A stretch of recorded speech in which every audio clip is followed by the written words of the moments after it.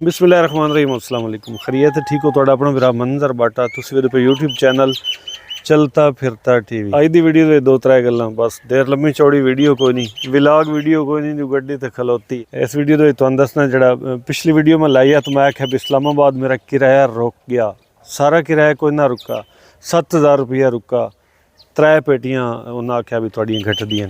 तुहानू दसना भी क्या वो मैनू मिले या ना मिले। दूई गल है भी गड्डी क्यों खलोती, एक दो दोस्तों कमेंट किते हैं, मैंने पूछा ना भी खैर है भी तेरी वीडियो क्यों नहीं आ रही। ये दो गल्लां दा जवाब इस वीडियो दे विच।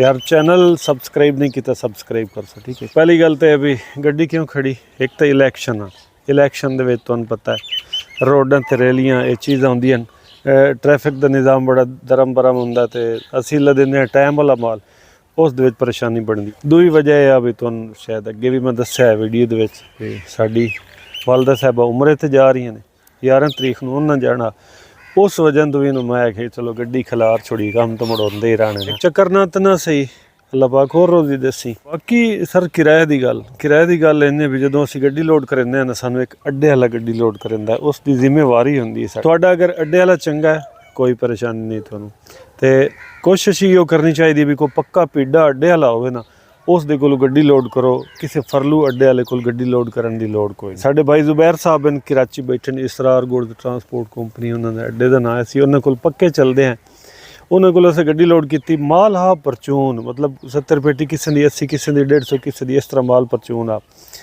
ते 3 पेटियां बकौल अगले दे जेडे अगले बंदे बैठे हैं जिन्ना वसूल करना माल बकौल उन्होंने, वो आदे 3 पेटियां थोड़ियां घट हैं, पेटियां से उत्थों गिनती करके लोड कीतियां हन। माल की कोई सैटिंग इंदी आ भी जेडे हाँ वो आदे काटन साडे घट हैं, काटन जेडे हैं दरम्यान आन, साइडां ते लक्के डलियां पेटियां आन।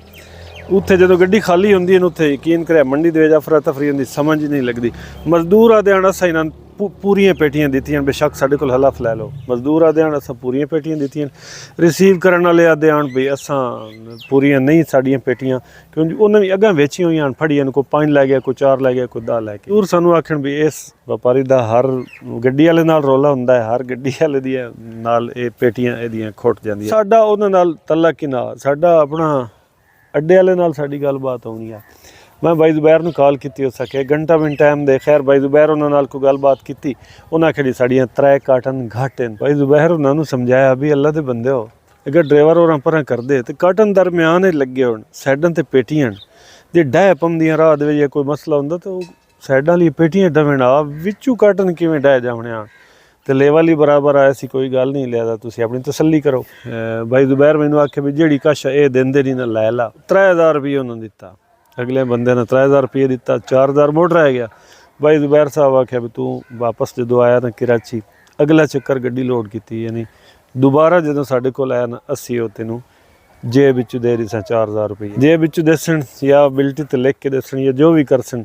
जो दोनों ये गल कर छोड़ी, मैं खुश हो गए, मैं आख्या बस ठीक है, साढ़े इन मुड़ किराए की फिक्र रही कोई ना, मैं घर आ गया। ये फायदा होंदा ने एक अड्डे वाले को गड्डी रोजाना एक बंदे को गड्डी लोड करन दा, ये फायदा होंदा, तो ये फायदा होंदा पक्के अड्डे वाले कोल चलन दा। इंशाअल्लाह मोड रोड ते 12 तरीक तो बाद, ठीक है ना। बाकी वीडियो शीडियो मैं कुछ बनींदा हाँ सही, वो छोटा चैनल है ना मेरा मंजर बाटा, मेरे अपने नाम तो आईडी, उस ते मैं वीडियो लेंदा होना, इत्थां देहात दी अपनी डेली दी जिहड़ी रूटीन होवे ना, उस ते मैं वीडियो लेंदा होना, वो तुसीं लाजमी वेखो, उसका लिंक भी मैं थल्ले डिस्क्रिप्शन में देंदा। अपडेट आ छोटी जी, मैं चलो दोस्तों नाल शेयर करा, उस चैनल ते आके वीडियो वेखना तुसीं ना भुलसो। हुण इजाजत देसो, अल्लाह हाफिज़।